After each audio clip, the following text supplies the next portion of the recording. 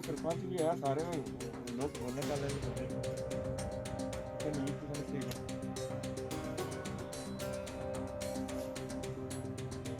हमारे बॉर्डर पे थोड़ी सी हलचल हुई, मूवमेंट हुई ड्रोन की, तो इधर से हमारे भारतीय जवानों ने फायरिंग का जवाब मुंह तोड़ दिया।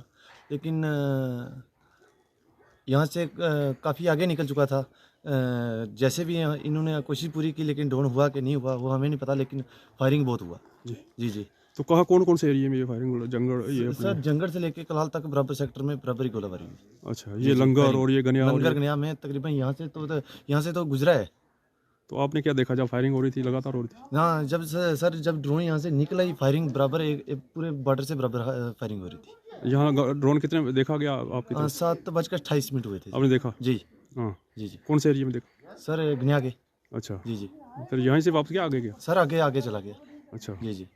तो किस तरह से हमारी सेना जो है अलर्ट सर है पूरी हमारी तरह से? सेना ने मुंह तोड़ जवाब दिया, अलर्ट है बिल्कुल बॉर्डर पे। हम सेना का शुक्रिया अदा करते हैं कि हम उनके सहारे यहाँ पे बैठे हुए हैं। तो जैसा कि आप जानते हैं कि रात को पाकिस्तान की तरफ से एक ड्रोन है जो वो भेजा गया, लेकिन हमारी जो इंडियन आर्मी है बड़ी सतर्क है और जैसे ही इनको खबर मिली उसकी और इन्होंने फायरिंग किया है, उसके बाद में उसने भागने की कोशिश की है। अभी आगे की जानकारी तो आर्मी ही बता सकती है कि क्या हुआ उसके ऊपर।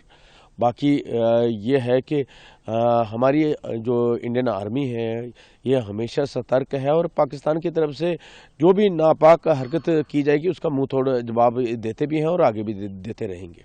किस तरह से हमारे सर लोग जो हैं यहाँ पे एलओसी पे डटे रहते हैं, हमेशा सेना के साथ कंधे से कंधा मिला के रहते हैं और यहाँ पे जो है सुरक्षित महसूस कर रहे हैं एकदम, क्या कहना चाहेंगे? देखिए आप जानते हैं कि यहाँ बॉर्डर के ऊपर तो हमेशा कोई ना कोई पाकिस्तान की तरफ से नापाक हरकत होती है, लेकिन यहाँ जो ये लोग हैं एलओसी के ऊपर रह रहे हैं ये हमेशा इंडियन आर्मी के साथ कंधे से कंधा मिला के साथ रहे हैं और सेना ने भी हमें अपने साथी की तरह ही रखा है। वो भी हमारी सुरक्षा के लिए कोई कसर नहीं छोड़ते हैं। तो जो भी हरकत होगी उसका मुंह तोड़ जवाब इंडियन आर्मी की तरफ से मिलता रहेगा। लोग भी कितने सारे सुरक्षित हैं यहाँ पे, अब बैंकर शंकर हैं और सब कुछ उनके सेफ्टी का अच्छा ख्याल रखा गया?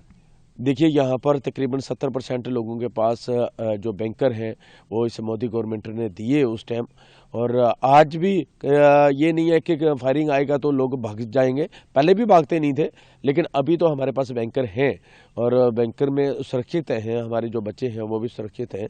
तो बाकी ऐसे कोई बात नहीं है। सर रात को जब ये ड्रोन देखा और फायरिंग शायरिंग हुई, थोड़ा पैनिक हुआ लोगों में, कुछ हुआ? हाँ, अचानक से फायरिंग जब हुई तो लोग थोड़े पैनिक में ज़रूर आए कि क्या हो गया है, और जैसे ही इन्होंने देखा कि एक ड्रोन है जो आगे वो जा रहा था और जो हमारी इंडियन आर्मी है उसके ऊपर फायरिंग करती जा रही थी।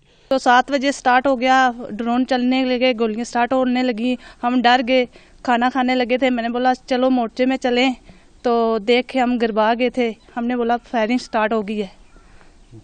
तो किस तरह से बैंकर जो मिला हुआ आपको, किस तरह सेफ्टी है? मोदी साहब ने दिया हुआ है, सेफ्टी ले ली बैंकर। हाँ, तो आप उसमें चले जाते हो जब? हाँ, जब रात को फायरिंग हुई हमने बोला नीचे चले जाते हैं, गोलियां आ रही हैं उधर से। तो हमने जब देखा तो अचानक से हमारा खुद मन कम गया, बोलने लगे, गोले स्टार्ट होने लगे, पता नहीं क्या होता है अब। कितनी देर फायरिंग रही फिर वो? 10 मिनट। हाँ, शुक्रिया अदा करते हैं जो हमारी देश की रक्षा कर रहे हैं। 24 घंटे अलर्ट रहते हैं बॉर्डर पे। ये गांव लंगर जो है बॉर्डर के साथ सटा हुआ इलाका है। तो रात को जब हम जो है अपना भोजन वगैरह करके टहल रहे थे अपने घर की छत पे, तो कुछ फायरिंग शुरू हुई, छोटा फायर शुरू हुआ। तो ये पिछले जो जैसे कि आपको पता ही है कि जो ऑपरेशन सिंदूर जब हुआ तो उसके बाद पाकिस्तान जो है थोड़ा खामोश रहा, तो बीच बीच में छुट-पुट फायर होता ही रहता है। तो ये रात को भी जब उन्होंने फायर जब शुरू किया तो कुछ ड्रोन वगैरह थे, जिस वजह से हमारी जो आर्मी थी बिल्कुल सतर्क थी और उन्होंने मुंह तोड़ जवाब देना शुरू किया। और जो है कुछ आग की तरह जो गोलियां आ रही थी वो हम सभी ने देखी और हमारी जो आर्मी ने मुंह तोड़ जवाब दिया और उनके जो ड्रोन वगैरह थे वो वापस चले गए या कहाँ क्या हुआ। तो जो भारतीय सेना जो है वो मुंह तोड़ जवाब देने में हमेशा ही सक्षम रहती है और हमारे जो लोग जो हैं वो भी हमेशा भारतीय सेना के साथ हमेशा ही खड़े रहते हैं। किस तरह से पाकिस्तान की तरफ से नापाक हरकत होती रहती है कुछ ना कुछ जो है ना यहाँ पे बॉर्डर पे LOC? पाकिस्तान तो हमेशा ही करता रहता है, कुछ ना कुछ नापाक हरकतें करते रहता है। कायराना हरकत जो है हमेशा ही पाकिस्तान की तरफ से की जाती है।